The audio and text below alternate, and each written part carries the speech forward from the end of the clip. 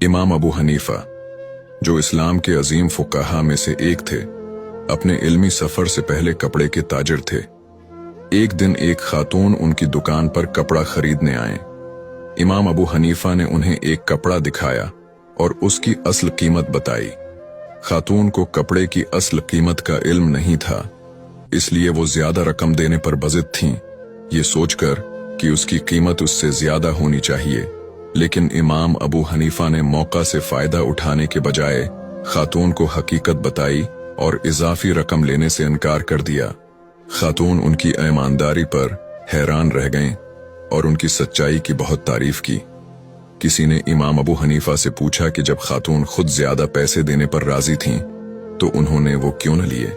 आपने फरमाया, हमारा कारोबार सिर्फ नफा कमाने के लिए नहीं बल्कि हलाल रिज्क हासिल करने और ईमानदारी के जरिए अल्लाह की रजा पाने का जरिया है। सबक कारोबार में ईमानदारी जिंदगी में बरकत लाती है। इस्लाम में दियानतदारी और मुनसिफाना तिजारत की तालीम दी गई है। हमें हमेशा सच बोलना चाहिए, चाहे हमें ज्यादा नफा कमाने का मौका ही क्यों न मिले।